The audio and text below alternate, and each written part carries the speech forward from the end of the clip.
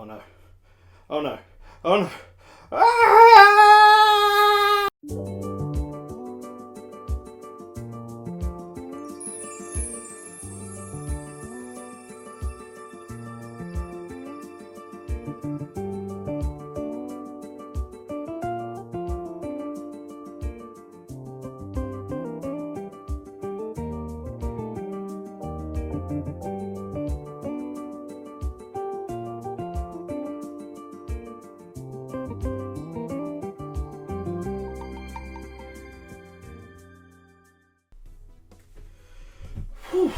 I'm glad I got all of that out of my system.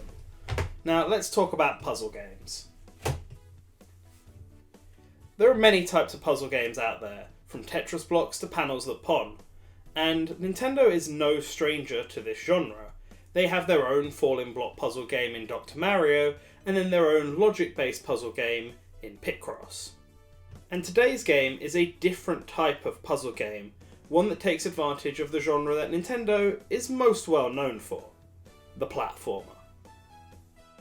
Puzzle platformers were pretty common in the early days of gaming, and Nintendo had their own entries into this genre with Donkey Kong 94 and the Wario Land games, which technically fall under this category. Using the abilities of the player character and the objects in the world to get to the end goal, this is how the puzzle platforming genre worked. But both of those series aren't exclusive to this genre. They are more like sub-series of the conglomerate that is the Super Mario franchise. And honestly, I don't know if people really consider them puzzle games. Now, I'm not one to speak for the billions and billions of people out there. It's just that when I think of these games, I don't necessarily think of them as puzzle games, more like platformers with puzzle elements. The challenge itself comes from the platforming. So when I think of a puzzle platformer, my mind goes to the most obvious choice, and I'm sure it does for all of you as well. Sutte Hakkun, a game that I'm sure you've all definitely heard of before seeing the title for this video, right? Right?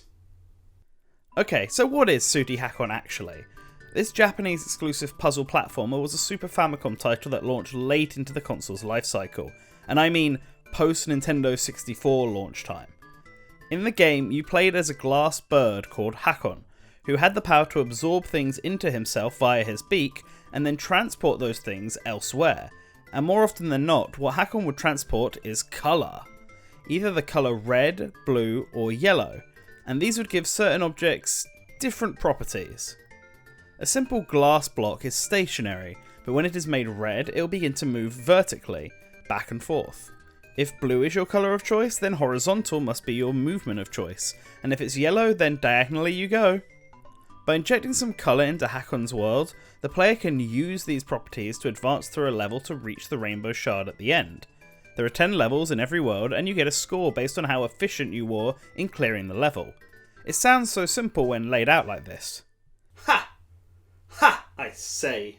This game might actually be one of, if not the hardest puzzle game I have ever had to play, and I'm going to make sure you understand why soon enough. But before then, it's best we learn as much about our enemy as we can, and to do that, let's look at how this evil glass bird came to be. Let me take you back to the greatest year in history, 1993, the year that I was born. But instead of being around me, we're going to jump all the way around the world to Nintendo's homeland of Japan, where Nintendo was running its third annual Dentsu Game Seminar. The Nintendo Dentsu Game Seminar is a video topic for another day, but the short explanation for it is that these were year-long courses where expert game designers from Nintendo would teach up-and-coming game developers how to make video games, with the end goal of the seminar to have these devs make and submit a game to Nintendo that they may then decide to release. And in the 1993 to 1994 class were a group of budding young game developers who decided to make a puzzle game for the Famicom, which they called Glass Bird Puzzle. It just really rolls off the tongue there, doesn't it? The first version of this game that we are aware of was submitted to Nintendo on the 2nd of February 1994 and approved by NCL's lot check department.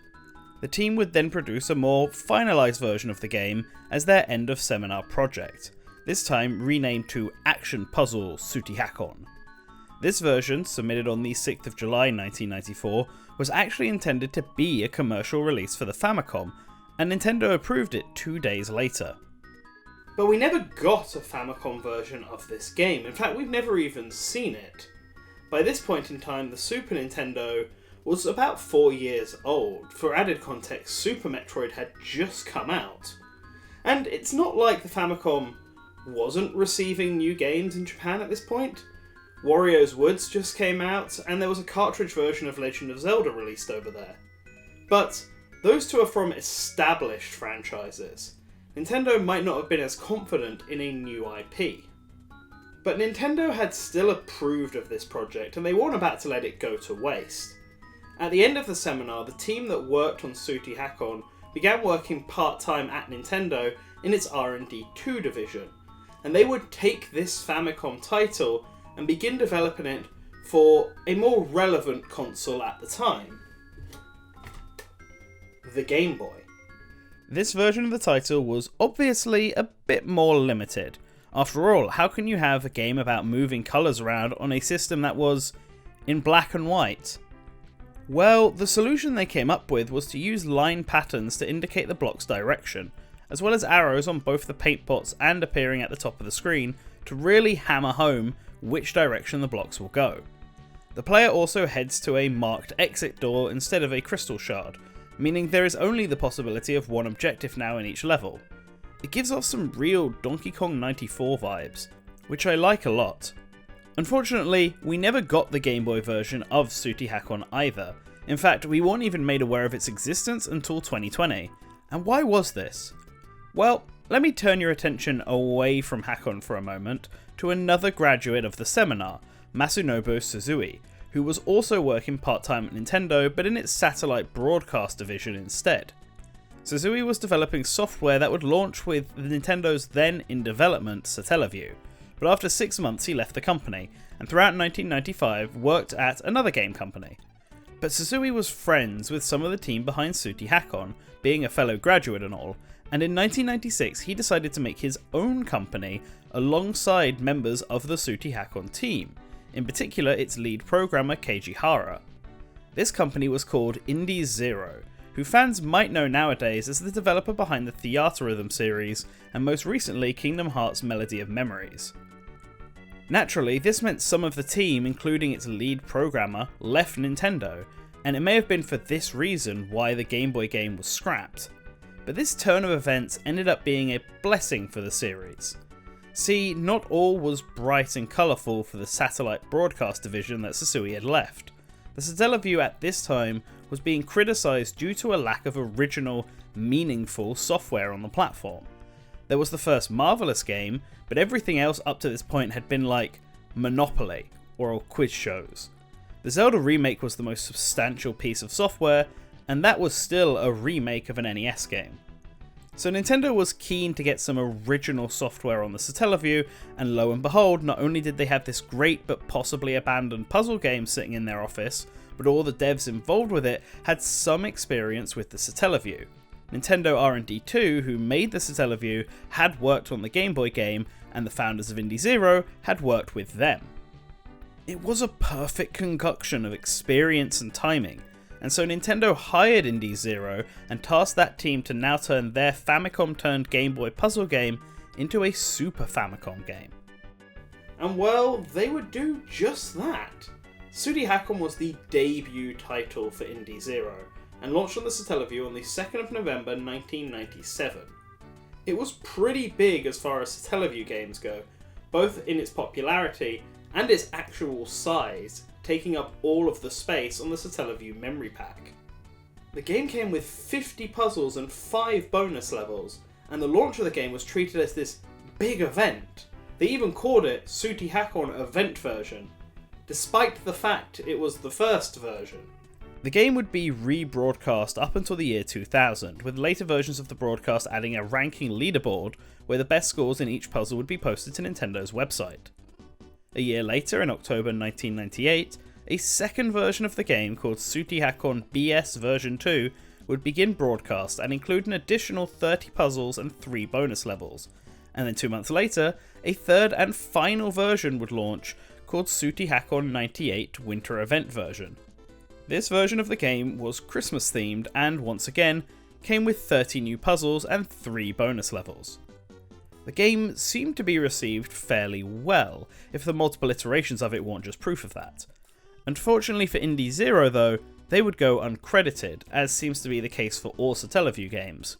But this wouldn't last long, as despite it being developed for the Satellaview, the game's popularity led Nintendo to begin developing a version that players could purchase as a part of its Nintendo Power line of games.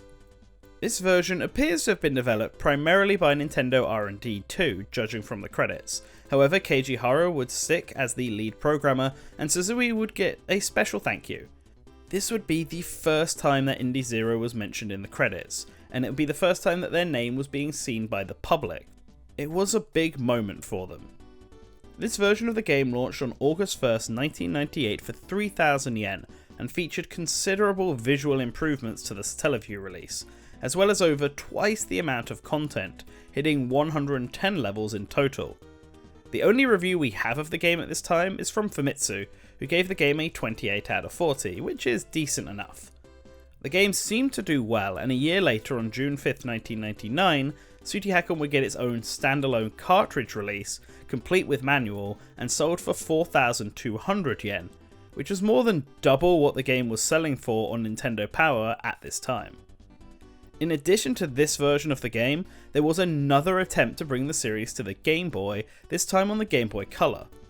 This version of the game was the original Game Boy title, abandoned years before, but with colour, and also a few upgrades based on the SNES version, like the ability to choose your puzzle in each world, a hint system, a digital manual, and also an intro cutscene to explain the story. It was going to be a black cart, meaning it could also run on the original Game Boy, and it also had special Super Game Boy features, like special borders. Did I also mention that it was in colour? Ultimately, Nintendo scrapped this version of the game as well, this time with the reasons being even more mystifying than before. Perhaps they were worried it would eat into the sales of the Satellaview and Nintendo Power, which the company was still trying to push? We can only speculate, but for now, let's turn our attention back to this little glass menace, and let me explain to you why it makes me see red. Sutihakon is a difficult game. What feels like a simple premise on paper ends up having a lot of nuance to it. For example, while the colours dictate how a block moves, the block's direction and starting point is decided by the direction that Hakkun himself is facing when he injects it with colour, so positioning is also a factor to consider. As is moving the block, because Hakkun can absorb blocks into himself and then place them elsewhere, even in walls where they can potentially get stuck. But you can't pick up more than one thing at once, and if Hakkun already has colour absorbed, then it will need to be dropped in order to pick up the block. But on some levels, our colour is finite, so if you drop it, then congrats, the puzzle is now unsolvable. This can happen a lot, which is why the game has a save state system built in, so players can jump back to before they've ruined everything and try it again, and trust me, this is an absolute lifesaver. But there are other factors as well to consider. If Hakkun is in the way of a block as it moves, it doesn't go through him, it bounces off him instead, which can mess up how far a block can travel. There are also blocks that can't be sucked up and will run away from Hakkun if he tries anything. Rocks can also be absorbed, making Hakkun very heavy and can be used to smash through glass floors to progress. But you can also accidentally smash the glass blocks that you need to progress. Whoops. There are also these glass animal things that are adorable, but are also affected by injecting colour into them, turning them into springs, moving platforms, or make them continuously ground pound to affect switches. Switches that change what colour is available to the player. And in some puzzles, you have to manage all of this as well as precision platforming. Because it's not enough to solve a puzzle through logic and using the right tools in the right place, you also have to then platform your way through the level. Whether it be making tight jumps across bottomless pits, or trying to grab blocks while mid-fall, or inject colour into blocks while mid-fall, or do both of this to multiple blocks, one after another in quick succession in the same freefall, like this nonsense you are seeing on screen now. And no, this isn't a speedrun technique or anything, this is how the game expects you to solve the puzzles. It's this combination of complex puzzle and precise platforming that makes this game so challenging. Oh, and also that it doesn't explain anything. Tutorials are at their best when the player can learn as they play, and Hakkun has this for its most basic elements. Figuring out what each of the colours do is easy, and the game is built around slowly introducing new mechanics to the player and then making them harder.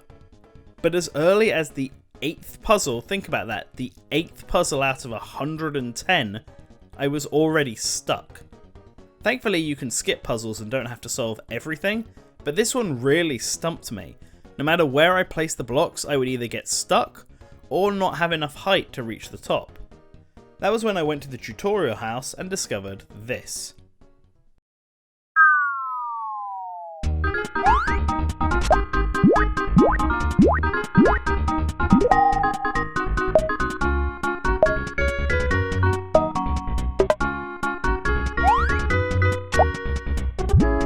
Mother of God. If you drop a block and immediately press up while doing so, Hakkun will lift the block 1 pixel up.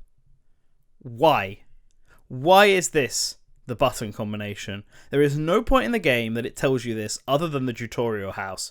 So I highly recommend you watch all of the tutorials because it's the only way to actually understand how this game works. There are several advanced techniques that you just won't get unless the game spells it out for you. But even knowing these techniques, I was still struggling again by World 4, trying to figure out how to get these blocks around obstacles while also keeping the correct colours on me and not dropping them but passing them from block to block but trying to get them to go the right way, and it's all just really complex. But I'm having fun. For all the difficulty and lack of explanation of key skills, actually solving the puzzles can feel super gratifying, especially the ones that require precision platforming to reach the end, as it just makes you feel like a master of 2 genres. For fans of puzzle platformers, I feel like this game is a must-play to really test your abilities. But it actually isn't the difficulty that makes me see red. It's actually something completely different, and that is that the cancelled Game Boy version is the better version of the game, but it's the one that they cancelled, and that fact greatly upsets me. I was genuinely surprised at how much fun I had with the handheld version of this game. The puzzles are a lot simpler due to the smaller screen and the portable nature of the Game Boy. It's clear that they expected players to sit and really think things through on the SNES version, whereas I finished many of the Game Boy's puzzles in under a minute. But they were still satisfying, especially from World 4 onwards where they begin to get quite tricky. But this game is just the better version for more than just its difficulty. The game just feels better designed.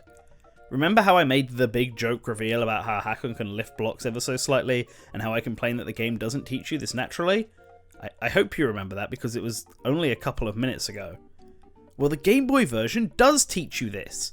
In between each world, the player gets a little cutscene showing Hakkun chasing the game's villain, and in these cutscenes it shows you a new technique that Hakkun can use, something you've always had available but may not have realised, probably because it has a stupid button combination. These scenes are great, and once again give me Donkey Kong 94 vibes, but then after showing you this scene, the next stage, level 2-1, is a puzzle based all around what the game just showed you. And for the rest of World 2, all the puzzles will take it one step further while teaching new mechanics, until 210, where it throws this mechanic, as well as the colours and the ability to absorb a block through a wall, all at you to test your skills. And it's good. The game also has a multiplayer mode, although I wasn't able to test it out myself, the lonely scholar that I am. Although speaking with those who have, the multiplayer mode is simply the game but with 2 Hakkuns running around, which is cool. This was in the original Game Boy version as well, which just makes me wonder why it was missing from the Super Famicom version. Speaking of features missing from the Super Famicom version, the Game Boy version reveals that the arrow that shows players which direction the blocks will head in is scrapped in the SNES version. In reverse, the Game Boy version is missing the point system and a few puzzle mechanics like the walking glass Goobermen, or whatever these are meant to be. But I can at least understand why these features might be gone from the conversion to a weaker system. That is at least a good reason, unlike the missing arrow. I'm genuinely upset that Sutihakon on the Game Boy was cancelled, both versions of it. The Game Boy Color version is the objectively superior one, because it's just the Game Boy version but with more features.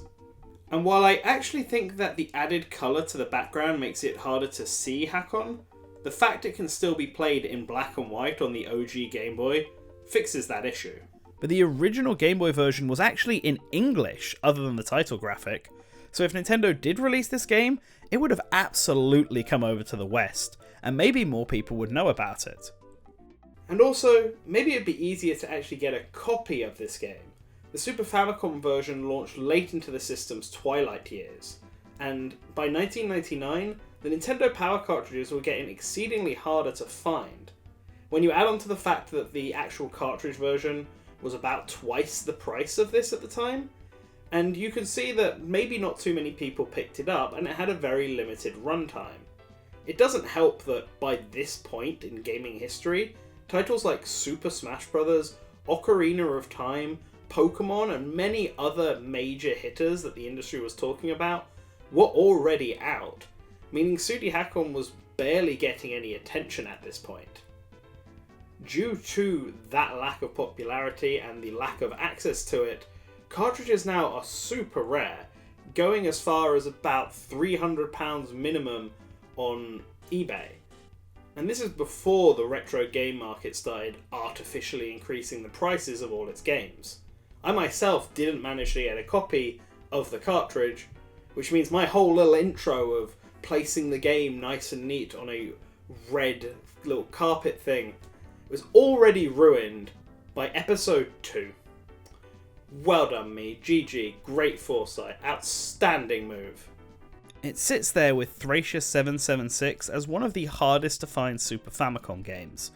Luckily, it was released on the Virtual Console for both the Wii and Wii U in Japan, and I hope that it will eventually come to the Switch Online as well. Much like Panel Dupont, you don't really need to understand Japanese to play the game. Thankfully, all the tutorials are videos, well, all the ones that matter anyway. And thanks to the Switch being region-free, a release on NSO could finally bring the game to Western players, whose only exposure to the franchise was as a spirit in Super Smash Bros. Ultimate. I feel like I'm going to be saying this a lot on this channel now that I think about it. Sutihakon never got a sequel, and it's easy to see why. Nintendo R&D 2 from this point on would go and focus exclusively on the Game Boy Advance, and would spend more of their time porting over the more successful SNES titles from the Mario and Zelda series, rather than working on a new Sutihakon game. And then, in 2004 we got the Great Restructuring, where Nintendo R&D 2 got merged into Nintendo SPD. And then at this time, the game's producer, Masayuki Umera, retired from Nintendo. As for Indieszero, they went on to make new experiences with Nintendo, like Sennen Kazoku, Sakura Momoko no Uki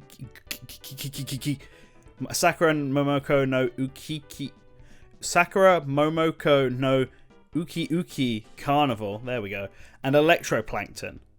All of the classics. So Sutihakon was left without anyone to bring colour back into its life, and honestly, I'm not too sad about this. The game holds up fairly well, so I feel like it doesn't need a remake or anything. All it really needs is Nintendo to release it on a system like the Switch, where it has the chance to reach a global audience. Or better yet, add Game Boy Online to Nintendo Switch Online and release the unreleased Game Boy version there. Come on Nintendo, do it. Hashtag release the Game Boy cut.